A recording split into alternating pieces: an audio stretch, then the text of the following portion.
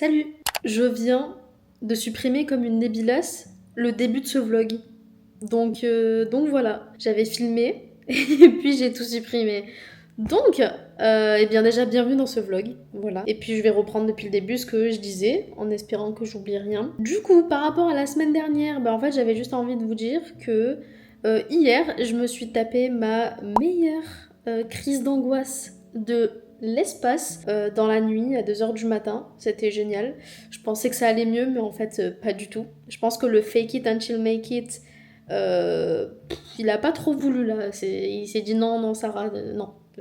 Arrête de faire semblant, ça va pas, ça va pas. Bref, du coup, aujourd'hui, j'ai pris la décision de reprendre rendez-vous avec un psychologue et un psychiatre pour essayer de me faire diagnostiquer, pour voir ce qui va pas, enfin pour faire un bilan en fait de mon état de santé mentale. Parce que certes, l'auto-diag c'est bien, ça dépend des situations, ça dépend de comment est-ce que tu fais ça. Dans mon cas, en tout cas, l'auto-diag c'était pas quelque chose de mauvais étant donné que j'avais déjà une licence de psycho, que j'avais des connaissances à ce niveau-là et tout, mais j'ai quand même envie de me faire diagnostiquer de manière professionnelle par des professionnels. Je parle pas du trouble borderline, mais je parle du reste en fait, parce que je pense avoir d'autres choses, donc autant me faire jag. Mais bref, on va arrêter de parler de ça parce que c'est bon, j'en ai marre là de parler que de ça depuis la semaine dernière.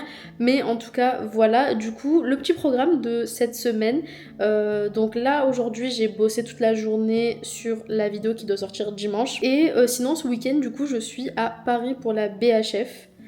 Donc pour la convention Teen Wolf, donc j'ai trop hâte, même si je vous avoue qu'avec l'état de santé dans lequel j'étais, je parle mental hein, bien évidemment, j'étais à ça d'annuler ma venue à la BHF parce que je savais pas trop si j'étais capable ou pas de monter à Paris au vu des angoisses qui ont repris, au vu des insomnies qui ont repris, bref, au vu de tout ça. Mais au final, je me suis dit que si, en fait, il fallait quand même que j'y aille parce que non, je vais pas arrêter de vivre non plus vis-à-vis de ça. Donc, je vais y aller, ça va être cool. De toute façon, je vous filmerai tout ça, il y aura une vidéo qui sortira sur la chaîne principale et il y a moyen que je vous parle aussi un petit peu dans le vlog. Et bref, du coup voilà, donc là cette semaine, je vais bosser.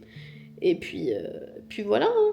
Je sais pas encore de quoi va vraiment parler ce vlog, en vrai de vrai, je verrai au moment venu de quand je prends la caméra si j'ai un sujet en particulier qui me vient en tête ou pas. Pour l'instant voilà, j'avais juste envie de vous dire que j'avais repris rendez-vous chez le psy, parce que mes angoisses avaient repris de plus belle mais ça va, en vrai ça va, c'est juste que c'est des petites phases, des courts moments, des moments qui durent 1 heure ou 2 où je suis en crise de larmes et en crise d'angoisse, mais ça va, c'est pas 2 semaines comme pour le vlog de la semaine dernière quoi. Donc on va dire que ça va en s'améliorant même s'il y a des phases où ça va pas trop, mais en tout cas voilà, j'avais envie de vous en parler. C'est bon, je sais de quoi on va parler dans ce vlog. On va parler des accomplissements personnels. Ah mon dieu, je viens de monter mes escaliers, j'en peux plus. Je disais donc... Attendez, je reprends mon souffle. Je sais de quoi on va parler cette semaine. On va parler des accomplissements personnels. Parce que c'est fou comme marcher avec de la musique dans les oreilles, ça fait énormément travailler ton cerveau. Parfois pour des bonnes raisons, parfois pour de mauvaises. Mais là c'était pour une bonne raison. Bref, je vais vous expliquer. Généralement, tous les ans, j'ai toujours un goal, un but précis que je veux faire pendant l'année qui vient de démarrer. Par exemple, il y a quelques années, l'un de mes buts, l'un de mes goals, c'était d'écrire un livre. Au final, j'ai écrit un livre et je l'ai publié. Alors, je l'ai publié en auto-édition, bien évidemment.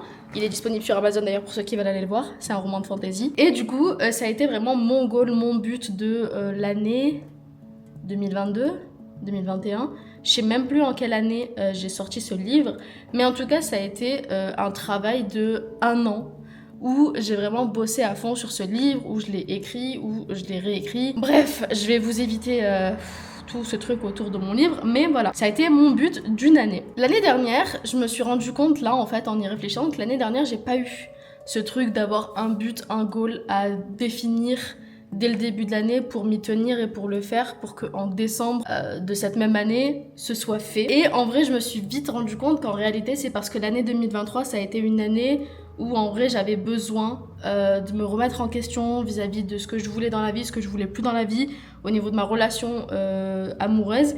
Et ça s'est soldé par, en novembre, je quitte ma relation de 5 ans. Et je m'en suis pas rendu compte sur le moment rapidement parce que c'était pas conscient, mais je pense que en fait le but de l'année 2023 c'était de quitter cette relation pour pouvoir m'épanouir autrement que dans une relation qui me rendait pas heureuse. Et du coup je me suis dit qu'est-ce que c'est mon goal de cette année 2024. Et je vais être honnête avec vous, en fait je l'ai assez rapidement trouvé parce que c'est quelque chose qui me trotte dans la tête depuis pas mal de temps maintenant. C'est quelque chose qui est littéralement sur ma bucket list et que je veux faire depuis que je suis enfant.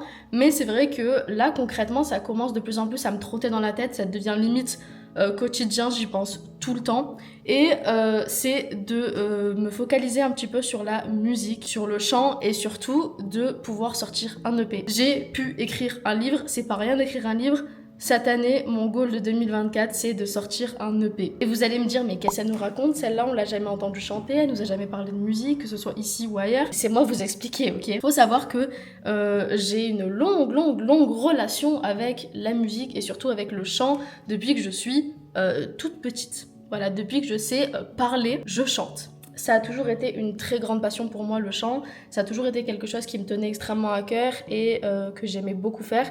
C'était un peu un exutoire, pas un exécutoire. Un exutoire pour moi de chanter, d'écouter de la musique. Ça a toujours fait partie pleinement, quotidiennement de ma vie quand j'étais plus jeune. Le problème, c'est que je vais être honnête avec vous, en me mettant en couple, et non, je remets pas tout sur mon couple, enfin sur ma relation passée, d'accord?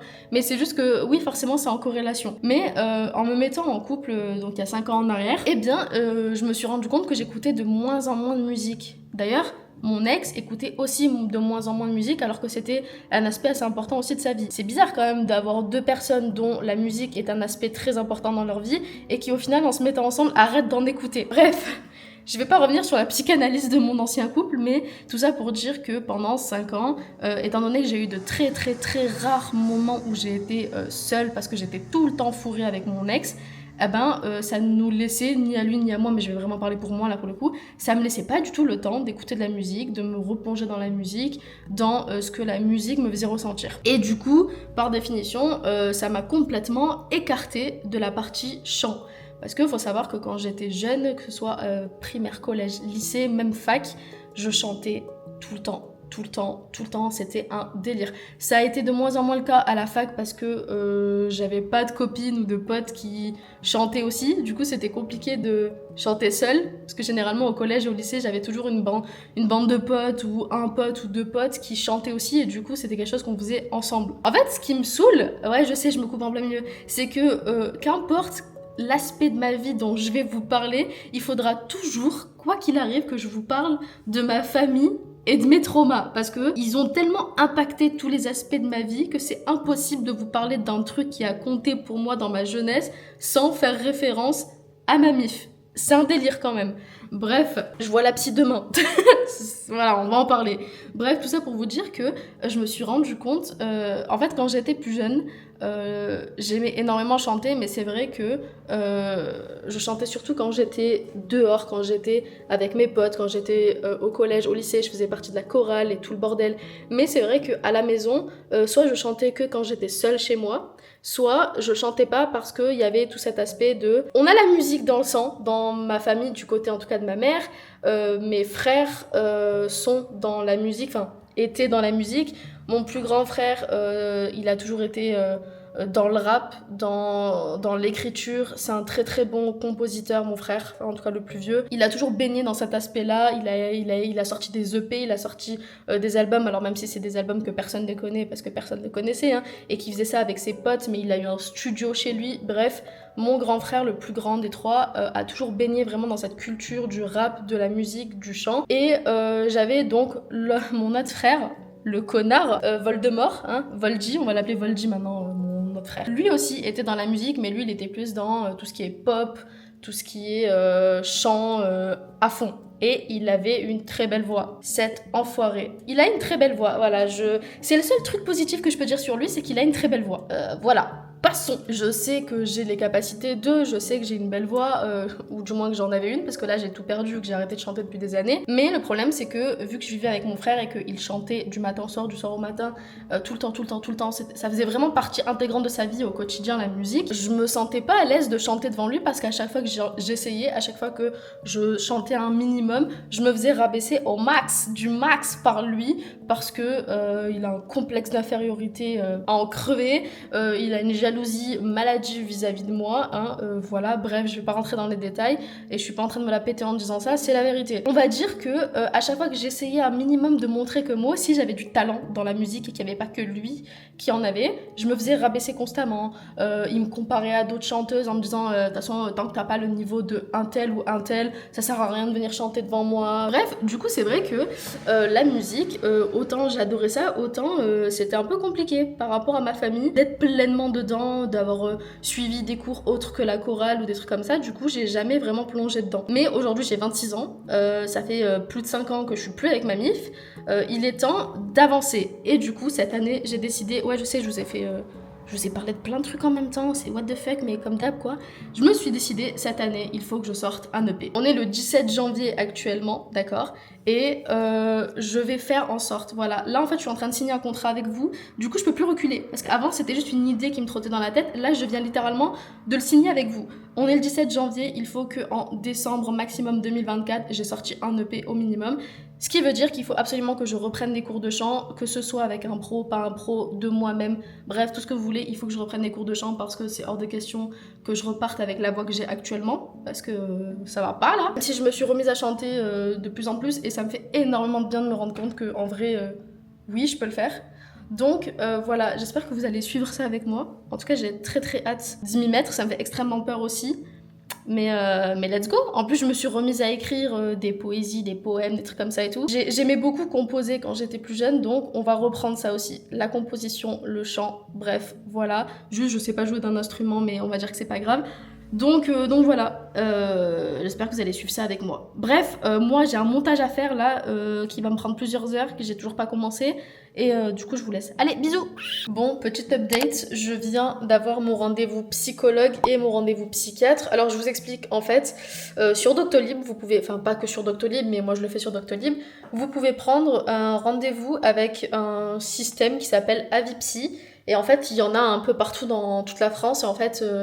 qu'importe où vous êtes, vous pouvez le faire soit sur place, soit en visio. Personnellement, trouble anxieux, bien évidemment, on le fait en visio. Et du coup, vous avez rendez-vous automatiquement avec une psychologue et un psychiatre. Enfin, vous avez compris.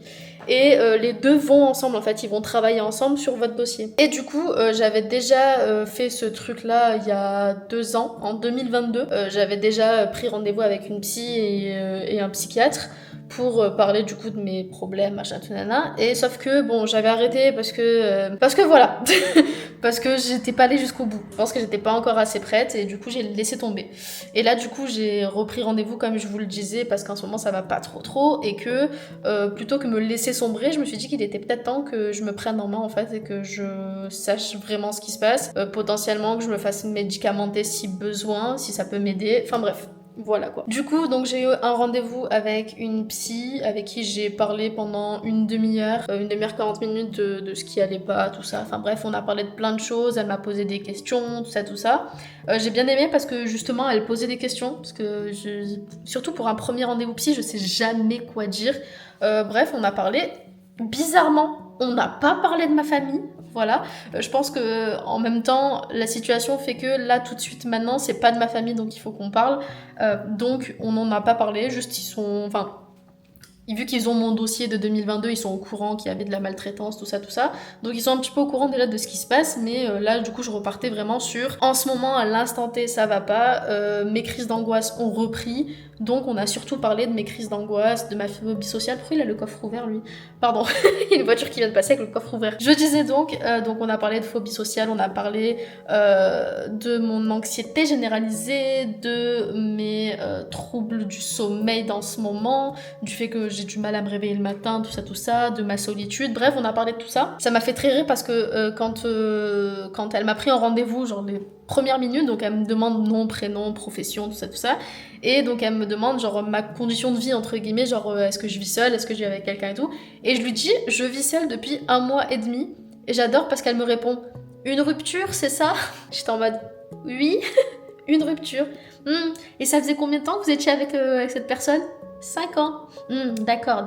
Et j'ai dit, mais c'est moi qui l'ai quitté, hein. Ça n'a rien à voir. Tu sais, j'ai vite, bref, voilà, ça m'a fait rire en fait qu'elle me pose directement cette question-là.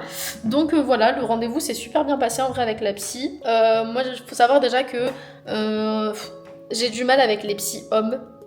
Je prends jamais rendez-vous avec des psy hommes parce que je me sens extrêmement mal à l'aise et pas suffisamment en confiance pour parler avec eux, donc je le fais pas. Donc je prends rendez-vous avec des femmes. Et en fait, généralement, je prends toujours rendez-vous avec des jeunes, donc qui ont la vingtaine, trentaine. Sauf que là, en fait, du coup, les psys qui étaient disponibles là maintenant, c'était des psys qui avaient, je crois, la cinquantaine, un truc comme ça, la quarantaine, cinquantaine. Et du coup, ça m'a fait bizarre parce que j'ai pas l'habitude de parler avec des personnes qui sont pas jeunes, entre guillemets, parce que j'ai l'impression qu'il y a un décalage. Et au final, je me suis sentie ultra bien écoutée, ultra bien encadrée pendant ce rendez-vous. Donc au final, c'est peut-être ça qu'il me faut justement, et pas des jeunes. Enfin bref, je m'égare un peu dans ce que je vous raconte. Donc voilà, et ensuite j'ai eu rendez-vous avec la psychiatre qui a eu une demi-heure de retard, mais c'est pas grave. Voilà, juste l'anxieuse que je suis était en panique, mais ça allait. Et du coup, donc j'ai eu rendez-vous avec la psychiatre juste après. Et ce que j'ai bien aimé, c'est qu'elle avait mon dossier, elle était déjà au courant de tout, mais qu'elle m'a quand même reposé des questions, elle m'a quand même parlé un petit peu, elle m'a pas juste dit bon, ça vous va si je vous mets un traitement? Non, on a quand même discuté. Et on en est convenu à ce que potentiellement je puisse commencer un traitement à petite dose pour voir ce que ça me fait, si ça me fait du bien ou pas au niveau de mes humeurs. Parce que comme je disais en ce moment, un jour ça va, un jour ça va pas, et puis ça fait ça quoi. Donc couplé à mon anxiété, couplé à mes crises d'angoisse et tout, on s'est dit que ça pouvait être intéressant de commencer un traitement. À voir. J'irai le chercher à la pharmacie, je le commencerai. Et du coup, j'ai repris rendez-vous pour dans 15 jours pour voir ce que ça donne et faire le point à ce niveau-là. Il y a moyen aussi que je me fasse rediriger vers des psychiatres qui soient spécialisés dans tout ce qui est troubles bipolaires, troubles borderline, pour qu'on puisse refaire / faire un diagnostic pour voir un petit peu où est-ce que j'en suis à ce niveau-là, s'il y a eu des nouveautés, tout le bordel. Enfin bref, voilà. Et franchement, j'ai grave aimé parce que la psychiatre, elle était archi à l'écoute. Et surtout, elle a pris au sérieux ce que je disais, ce qu'il y avait écrit sur mon dossier, le fait qu'il y avait du stress post-traumatique et tout ça. Malgré que là, pour ce rendez-vous-là, j'ai pas parlé de ma famille, j'ai beaucoup aimé le fait qu'ils me prennent au sérieux. Ça change, parce qu'il y a des psys, des fois, ils te prennent pas forcément au sérieux. Alors que là, c'était le cas. Donc plutôt cool. Et puis voilà, je vous raconterai la suite quand il y aura suite. Ce sera pas tout de suite parce que du coup mon prochain rendez-vous c'est dans 15 jours, mais en tout cas je vais sûrement vous dire comment ça se passe au niveau du traitement, donc des médicaments, si ça m'aide, si ça m'aide pas, si je vois que ça me fait du bien, parce qu'il y a de l'hyperactivité cérébrale, c'est insupportable, mon cerveau est tout le temps sur on, donc à voir si ça me calme un petit peu. En vrai de vrai, j'aime pas trop les médicaments, mais j'ai hâte de commencer le traitement pour voir ce que ça donne et voir si ça me fait du bien ou pas. Du coup voilà, bref, je vous laisse, à toutes, bisous. Et bonjour.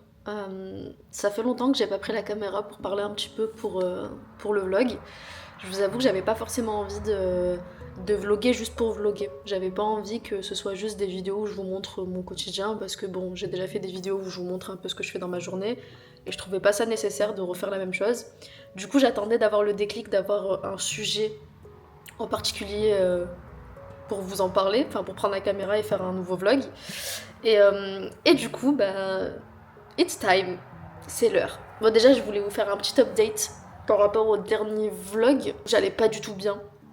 Du coup, depuis, j'ai vu un psychologue et un psychiatre, donc ça s'est super bien passé. Je crois d'ailleurs que je vous avais filmé un bout à ce niveau-là, donc vous savez quoi, je vous mets la vidéo que je vous avais filmée pour vous expliquer ça juste maintenant, et on se retrouve juste après. Donc maintenant que la partie psychologue-psychiatre est passée, je vais quand même revenir sur la médicamentation, vu que quand j'ai filmé la vidéo que vous venez de voir, je venais à peine de commencer, voire je crois que j'avais même pas encore commencé à prendre les médicaments. Là ça fait bientôt 2 semaines du coup que je les prends, et je me sens très bien, je me sens beaucoup mieux, j'ai plus fait de crise d'angoisse depuis. Bon, il y a d'autres choses qui font que j'ai pas fait de crise d'angoisse aussi, je vais être honnête, c'est pas que grâce aux médicaments. Mais j'y reviendrai un peu plus tard dans ce vlog. Parce que dans ce vlog, on va parler d'amour. On va parler de dépendance affective dans ce vlog. Donc pour ceux qui se sentent concernés par la dépendance affective, restez sur cette vidéo parce que je pense que ça va être intéressant et que voilà, que ça va vous parler.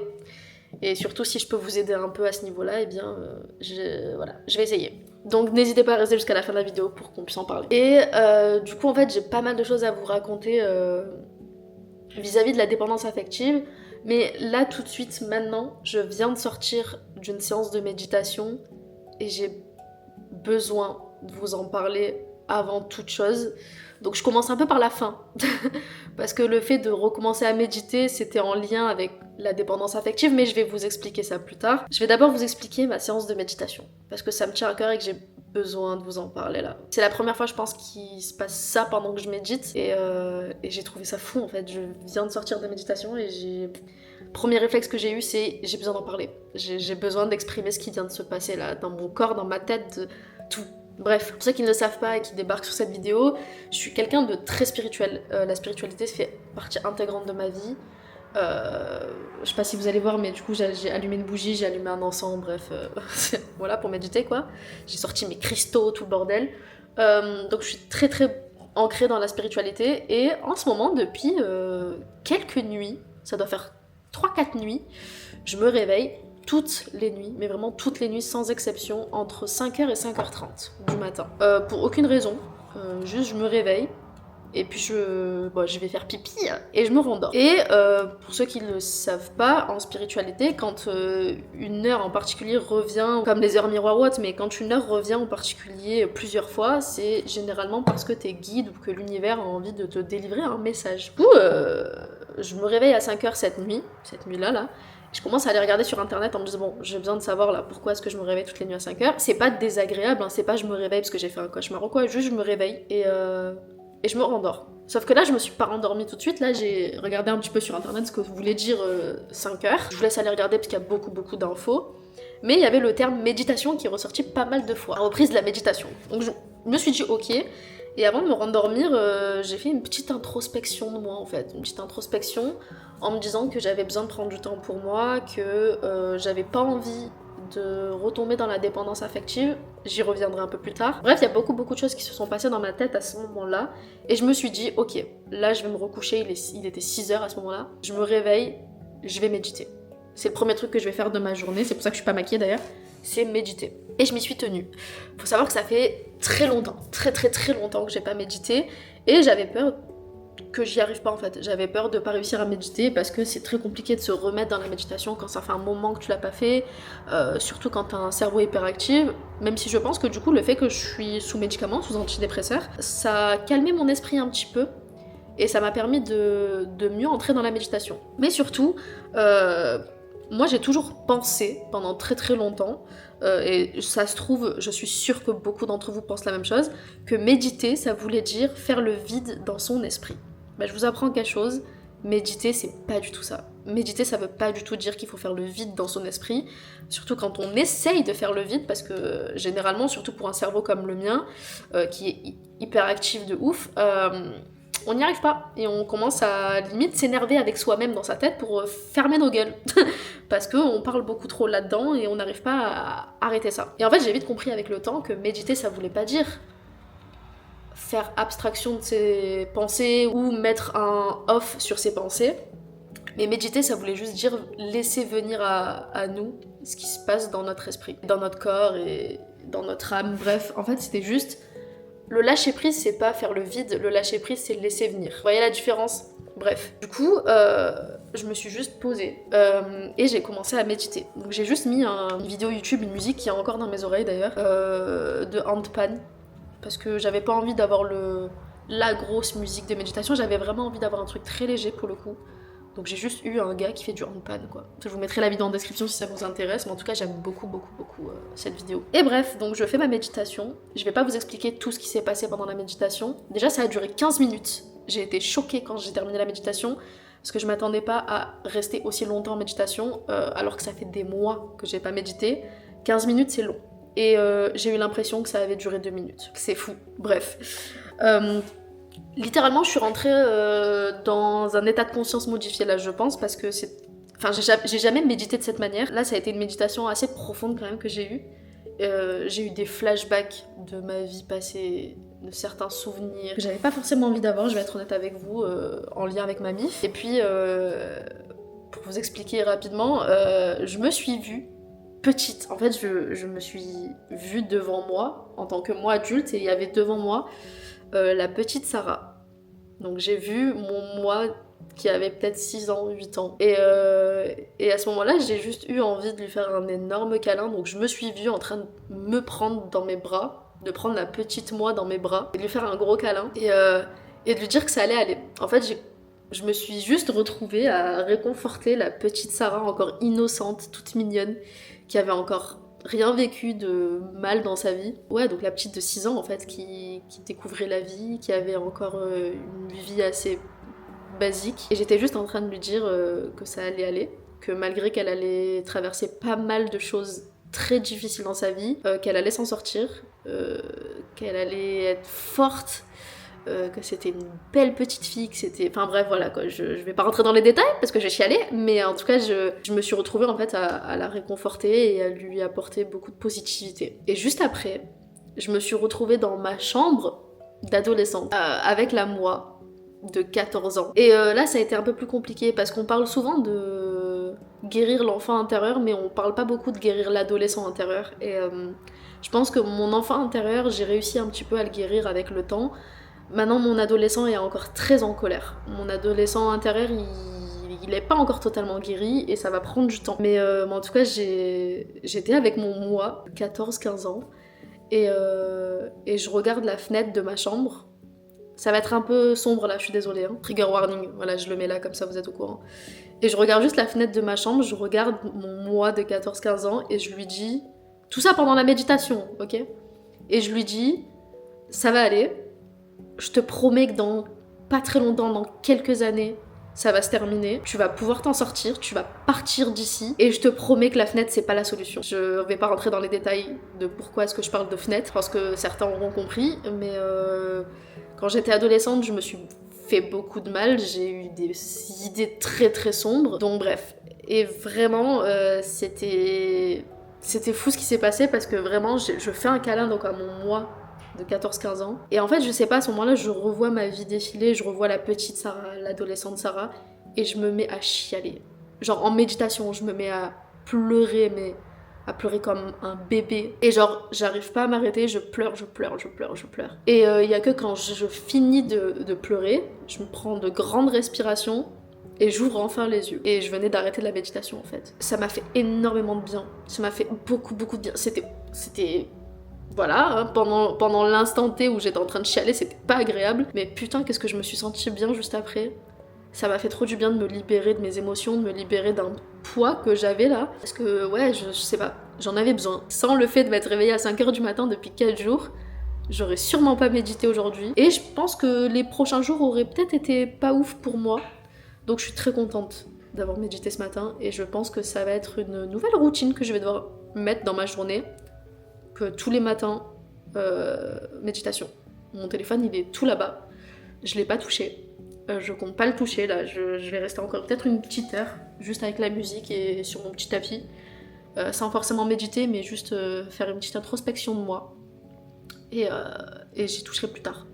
Mais je crois que je vais me mettre une nouvelle règle, c'est pas de réseaux sociaux 2-3 heures après mon réveil. Ouais, je pense que ça serait bien de faire ça. Et juste après, donc aller marcher pendant 2 heures sur mon petit tapis. 1 heure ou 2, on va voir. Hier j'ai marché 2 heures, on va voir aujourd'hui.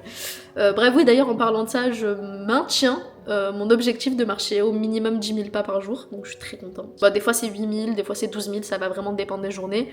Mais la moyenne reste la même, donc je suis très contente de moi. Je suis très fière de moi en ce moment. Je tenais à le dire à la caméra pour la Sarah qui n'ira pas bien, peut-être dans quelques mois. Je suis très fière de toi. Tu peux être fière de toi. Tu avances correctement. T'es une belle personne. Et je le dis aussi aux personnes qui ont besoin de m'entendre. T'es une belle personne, t'es forte, t'es intelligente. Tu vas tout déchirer. Et tout va te réussir dans la vie parce que tu le mérites. Et tu mérites le bonheur, tu mérites l'amour, tu mérites la joie, tu mérites toutes les bonnes choses et les bonnes ondes de la vie et laisse faire les choses. Laisse faire les choses, il y a des périodes qui vont être difficiles, que ce soit financièrement, que ce soit mentalement, que ce soit dans plein d'aspects de ta vie, mais ça ira, parce que ça va toujours. Parce que pour aller dans des phases positives de ta vie, t'as aussi besoin de passer par des phases négatives, parce qu'elles sont pas vraiment négatives, et parce que tu sais que c'est des phases qui t'aident dans ton quotidien, et qui te rendent plus forte, et qui t'aident à construire l'avenir que tu veux, d'une manière saine. Donc fais confiance, trust the process. Fais confiance à l'univers, fais confiance à tes guides, parce qu'ils sont là. D'ailleurs, je les ai beaucoup ressentis pendant la méditation, j'ai ressenti que j'étais entourée, que j'étais protégée. C'est une sensation très bizarre, c'est la première fois que ça me fait ça en méditation. Et bref, j'ai l'impression d'être complètement déphasée là, mais c'est une bonne chose. Bref, je suis apaisée en fait là. Je suis apaisée. Et du coup, ça me fait penser au fait que on va peut-être passer au sujet principal de la vidéo dont je voulais vous parler, c'est de la dépendance affective. Et c'est fou parce que je le dis avec un grand sourire, alors que la dépendance affective, c'est pas ouf. Mais je vais vous parler un petit peu de mon passif avec la dépendance affective et de ce que mes relations passées, de ce que ma vie passée m'a appris vis-à-vis de ça. Et des leçons que j'en ai tirées pour l'avenir. Et des petits conseils aussi que je vais peut-être vous donner, que j'applique aussi à moi-même pour éviter de retomber dedans, mais pas de manière négative où je me force, mais de manière très saine et positive. Bref, voilà, je vais vous parler de tout ça. J'étais censée me maquiller avant de vous parler, mais écoutez, vous allez avoir un vlog comme ça. Voilà. Donc, dépendance affective. Pour ceux qui ne savent pas ce qu'est la dépendance affective, c'est le fait que dès qu'on est attaché à quelqu'un, que ce soit amoureusement parlant ou amicalement parlant ou familialement parlant, ça se dit, je sais pas. Bref, quand on est attaché à quelqu'un, on a ce truc de dépendance très très forte. On a tout le temps besoin que la personne soit à nos côtés, qu'elle nous parle, qu'elle nous accorde de l'importance. On pense tout le temps à cette personne et le problème avec la dépendance affective, c'est que ça nous empêche parfois de vivre correctement, de faire les choses dont on a besoin de faire. Et je profite de cette journée pleine de paix, de sérénité après ma méditation pour vous parler de dépendance affective, de mon passif et de aujourd'hui. C'est fou, ça veut rien dire. Bref, je pense que c'est la musique qui me met dans un état très serein, mais c'est pas grave. Donc, la dépendance affective, dans mon cas personnel, j'ai toujours été dans une dépendance affective assez toxique, de par le fait que j'ai pas reçu d'amour de mes parents quand j'étais petite. Alors quand je dis que j'ai pas reçu d'amour, parce que je sais qu'il y a potentiellement mon père qui va regarder cette vidéo, donc je préfère préciser quand même. Du côté de ma mère, j'ai tout simplement pas reçu de l'amour, ou alors c'était de l'amour à condition, de l'amour conditionnel. Vous savez, on parle souvent de amour inconditionnel, moi avec ma famille c'était de l'amour conditionnel.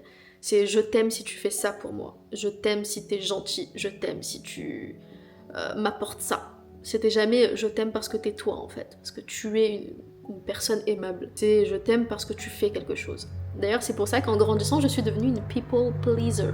People pleaser, c'est quelqu'un qui a toujours le besoin de venir en aide aux autres parce qu'elle pense que c'est le seul moyen d'être aimée. On va pas rentrer dans ce détail-là, mais en tout cas, du côté de ma mère, j'ai pas reçu de l'amour. En tout cas, pas de l'amour sain. C'est de l'amour conditionnel et son amour pouvait varier très souvent. Très très souvent. J'ai vite compris que ce qu'elle aimait, c'était pas moi, c'était le fait d'avoir une fille. Je sais pas si ça semble logique pour certains, mais je vais pas rentrer dans des détails à ce niveau-là, bref. Le passé, et on arrête de remuer ça. Pour ce qui est de mon père, je sais qu'il m'aime. Mais c'est vrai que pendant très longtemps, ma relation avec lui, elle était très compliquée parce qu'il était absent. Il travaillait beaucoup. Je lui en ai beaucoup voulu au début qu'il soit absent, et puis en grandissant, en ayant une vie d'adulte, avec des factures à payer et tout le tralala, j'ai vite pardonné l'absence de mon père parce que je savais qu'en fait, c'était mon père qui ramenait tout à la maison. Que si mon père n'était pas absent, ben en fait, on mangeait pas. Parce que c'était le seul à travailler à la maison, sachant qu'il s'est marié avec une femme qui avait déjà 3 enfants. Donc il avait à charge 6 personnes en fait, le comptant lui dedans. Voire parfois 7 personnes, mais bref, on va pas rentrer dans ce détail. Donc déjà, mon père était absent, donc voilà. Et surtout, il sait pas exprimer son amour. Mon père, c'est quelqu'un de l'ancienne génération. Il a jamais su comment montrer son amour. Je crois que la première fois que mon père m'a dit « je t'aime », c'était il y a quelques années en fait, il y a pas très longtemps, il y a peut-être 3-4 ans. je crois, hein. Ouais, un truc comme ça. Donc, pour vous dire vraiment que voilà, c'est pas quelque chose de naturel chez lui. J'ai le même caractère que lui en plus de ça à ce niveau-là, donc voilà. Et du coup, le fait de manquer d'amour, entre guillemets, toute ma vie, plus la maltraitance, plus la toxicité que j'ai vécue, tout ça, ben j'ai développé beaucoup de dépendance affective avec les gens autour de moi, que ce soit mes amis. J'étais très très très très jalouse, même avec mes amis à une certaine époque. Lisa, si tu passes par là, tu le sais. Parce que ma meilleure amie, je lui ai fait des sacrées crises de jalousie quand même quand on était au lycée. Marrant d'ailleurs, enfin c'était marrant, c'était pas marrant mais vous avez compris. Heureusement elle comprenait ma situation, donc, donc ça va. Mais voilà, j'ai toujours fait beaucoup de dépendance affective. En amour, bah, c'était pire bien évidemment, parce que c'est là où la dépendance affective est très puissante. Je l'ai vécu dans à peu près toutes mes relations, mais je l'ai surtout vécu dans ma dernière relation de 5 ans, où j'étais très dépendante affective de la personne avec qui j'étais. À tel point que je me suis complètement oubliée, où j'étais redevenue une petite fille qu'il fallait protéger et c'était un peu mon protecteur, mon bouclier. Je vais pas rentrer dans les détails de cette relation, mais voilà, hein, mais en tout cas voilà, beaucoup de dépendance affective. Et je me suis rendu compte en quittant mon ex, du coup, bah déjà je me suis rendu compte de pas mal de choses déjà, de ce que je voulais, de ce que je voulais pas dans ma vie, que ce soit en amour, en amitié, généralement dans ma vie. Mais là, du coup, on va surtout parler d'amour. Et je me suis dit, bon, déjà, quand je quittais mon ex, je me suis dit, plus jamais je me remets en couple. Et encore moins avec un homme. Je ne suis pas en couple, rassurez-vous. Mais il est vrai que en ce moment, je me rapproche un petit peu d'une personne qui est donc un garçon. Ça veut dire que je me mettrai plus avec un mec. Bref, écoutez, des fois, ça se contrôle pas. Voilà, c'est comme ça se contrôle pas. Pas quelqu'un que j'ai rencontré là, c'est quelqu'un que je connais depuis 3 ans. Juste qu'on était amis sans plus pendant que j'étais en couple. Quand je me suis séparée, on est devenus amis. Et on s'est beaucoup rapprochés en tant qu'amis, puis progressivement on est passé d'amis à je sais pas trop, parce qu'on n'est pas ensemble, mais vous avez compris quoi, bref. Et le truc c'est que je m'étais dit, ok, dans mes relations futures, je veux ça, mais je veux pas ça. En gros, je savais exactement ce que je voulais. Enfin, je sais exactement ce que je veux et ce que je veux plus dans une relation. Et c'est catégorique. Et je sais qu'aujourd'hui, je ne me remettrai plus dans une relation si elle ne me convient pas. Parce que je mérite d'avoir une relation qui me convienne. Et je préfère être seule qu'être dans une mauvaise relation. C'est terminé. Je pense que j'arrive à un âge où j'ai plus le temps. J'ai plus le temps de me prendre la tête. J'ai plus le temps de dépenser de l'énergie avec des gens qui en valent pas la peine ou qui m'apportent pas des choses positives. Donc aujourd'hui, c'est soit tu m'apportes quelque chose de positif, soit je veux rien. Voilà, tout simplement. Et je vais être honnête avec vous, cette personne avec qui je me rapproche m'apporte énormément de positif. C'est la personne la plus positive, saine, sans red flag que j'ai rencontrée de ma vie. C'est une très belle personne. Je pense d'ailleurs que c'est pour ça que je me suis laissée aller avec le fait que c'était un homme, parce que vraiment, je vous avais dit, je veux plus être avec un homme. Donc oui, au passage, je ne suis pas lesbienne, pour ceux qui ont vu mes vlogs d'avant. Je suis bien bi, voilà, tout va bien. Enfin, tout va bien, je suis bi, quoi. Et en fait, le truc, c'est que la chose que je ne voulais absolument pas qui arrive dans mes futures relations, dans mes futurs rapprochements, on va dire, c'est de retomber dans la dépendance affective. Sauf que le problème, c'est que quand t'as toujours été dans la dépendance affective, tu retombes très très vite dedans. Sachant qu'en plus de ça, la personne avec qui je me rapproche est exactement comme moi. Donc je sais que lui aussi, il a tendance à être dans la dépendance affective. Même s'il me l'a jamais dit, je le sais, je le ressens, je sais comment il est maintenant, je le connais par cœur, et je sais que lui aussi, il a tendance à être dans la dépendance affective. Et du coup, déjà aujourd'hui, ce matin, ce qui est fou, c'est que moi, cette nuit, quand j'ai fait ma petite introspection, je m'étais dit, il va vraiment falloir que je me détache de ça. Et ce matin, je reçois un message de sa part qui me dit, aujourd'hui, je vais pas t'appeler. Parce qu'on est resté au téléphone 5 heures hier, c'est un délire. Bref, je vais pas t'appeler, prends du temps pour toi. Et je vais prendre du temps pour moi, il faut qu'on bosse, il faut qu'on fasse des trucs de notre côté. Parce que c'est vrai que le problème, c'est que la dépendance affective, ça te coupe de tout. T'as tellement envie de parler à la personne, t'as tellement envie d'être avec la personne que tu finis par te couper de ton monde, de te couper de ta vie, de ton quotidien. Et c'est tout sauf ce que je veux. Donc, ça m'a fait plaisir qu'on soit sur la même longueur d'onde. Alors je vous rassure, il me l'a pas dit d'une manière mauvaise, hein. Ça a été c'est fait d'une très bonne manière. On est beaucoup dans la communication, lui et moi, et ça me fait tellement du bien de communiquer sur absolument tout. Mais bref, je suis pas là pour vous parler de lui, je suis là pour vous parler de dépendance affective et vous expliquer le propos. Ce que je veux dire, c'est que la dépendance affective, chez moi, ça se caractérise par l'attente. Je suis toujours dans l'attente de recevoir un message, dans l'attente de recevoir un appel, dans l'attente de recevoir une réponse. Mon cerveau pense 24 heures sur 24 à la personne. Et il faut pas. Alors pas il faut pas parce que il faut pas, fais-toi désirer, tout le bordel. Non, je m'en fous moi de me faire désirer, vraiment. Vraiment, j'ai plus l'âge, hein, je vous l'ai dit. J'ai plus 14 ans pour me faire désirer.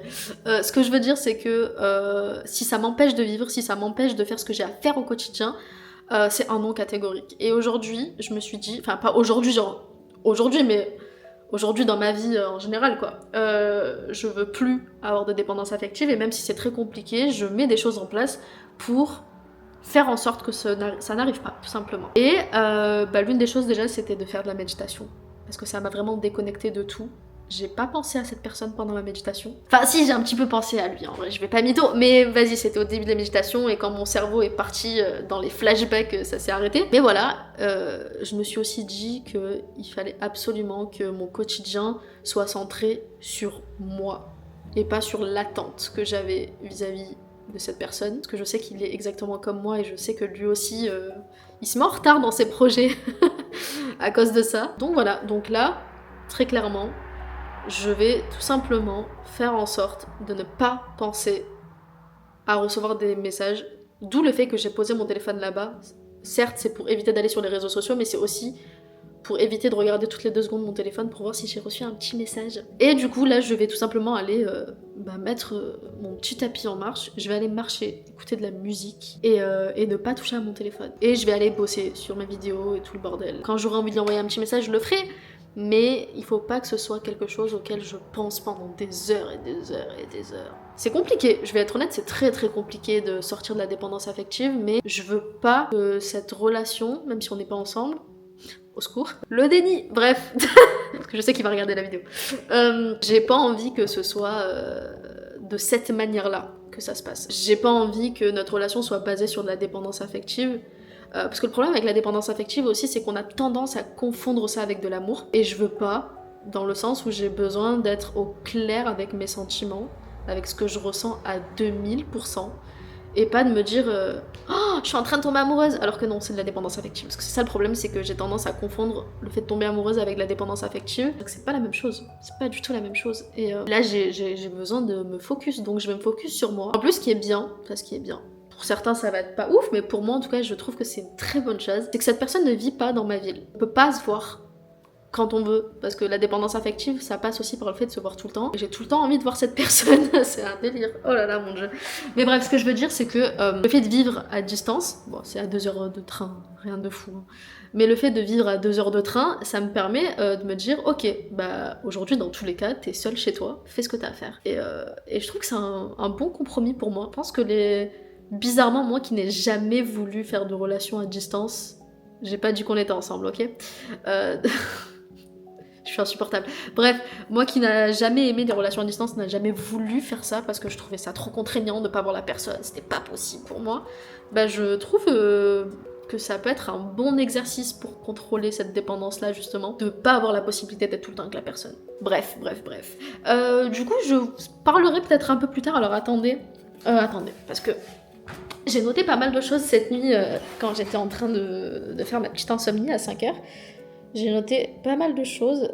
Bon, bah écoutez, concernant la dépendance affective, c'est tout ce que j'avais à dire pour l'instant. Il y a sûrement moyen que d'autres choses reviennent au cours de la journée ou au cours des prochains jours, donc je vous ferai des petits updates. Voilà, et concernant la personne dont je viens de vous parler, je vous dirai pas qui c'est. Ni maintenant, ni plus tard. Je pense que je vais garder ça pour moi. Je pense que ça va être mon petit jardin secret. Ça me dérange pas de vous en parler, de vous dire qu'il y a quelqu'un dans ma vie, entre gros guillemets, mais j'afficherai pas cette personne parce que j'ai envie de garder ça pour moi. Surtout qu'on n'est pas ensemble, quoi, donc je vois pas pourquoi j'afficherai, bref. bref, je vous laisse, et puis je vous reprendrai sûrement plus tard. Là, du coup, je vais aller tout simplement marcher sur mon petit tapis pendant peut-être 1 heure ou 2, je sais pas encore. Enfin non, d'abord là, je vais rester un petit peu sur mon tapis de yoga, pour pas méditer, mais pour souffler un petit coup là, pour, je sais pas, prendre du temps pour moi, regarder un peu l'horizon par la fenêtre. Je fais pitié. Bref, non, je vais juste, je vais peut-être lire un livre. Ouais, je vais lire un livre ou un truc comme ça. Et ensuite, j'irai marcher sur mon petit tapis. Et ensuite, j'irai bosser. Et puis voilà. Bref, Je vous fais plein de bisous et puis à plus. Enfin, de suite pour vous et à plus pour moi. Bisous. Hey! Bon, écoutez, j'étais censée continuer à faire le vlog pour vous parler encore de dépendance affective et tout le bordel. Mais le truc, c'est que je suis beaucoup occupée les prochains jours. Je vais pas être chez moi. Et du coup, bah en fait, ça va être compliqué pour moi de continuer à filmer. Donc je vais rapidement le faire ici et je vais clore aussi le vlog parce que j'ai commencé le montage et j'ai vu qu'il y avait genre 40 minutes de vidéo, donc je vais pas faire un vlog de 2 heures, faut pas déconner non plus. Mais voilà, tout ça pour vous dire que par rapport à la dépendance affective, eh bien j'ai mis pas mal de choses en place pour essayer de ne pas l'être. Voilà, donc en fait je m'occupe et j'essaye de limiter mon accès au téléphone au maximum, même si c'est compliqué, disons-le. Mais bref, voilà, tout ça pour dire qu'on en parlera peut-être dans les prochains vlogs pour vous dire où est-ce que j'en suis, parce que c'est quelque chose qui... Enfin, je peux pas en parler que sur un seul vlog, j'en parlerai sûrement dans d'autres vlogs aussi. Mais en tout cas, j'espère que cette petite vidéo vous a plu. N'hésitez pas à me faire part de vos remarques, de votre opinion, de votre avis, de ce que vous voulez en commentaire. Et puis moi, je vais tout simplement clore le vlog ici, parce qu'on est jeudi. Et en fait, là, je vais pas pouvoir... faire autre chose pour ce vlog étant donné que je serai pas dispo les prochains jours, donc voilà, je vous fais plein de bisous et puis j'espère que la vidéo vous a plu. Si c'est le cas, n'hésitez pas à vous abonner, à mettre un petit pouce en l'air et à venir me suivre aussi sur ma chaîne principale bien évidemment, et puis voilà, je vous fais des bisous.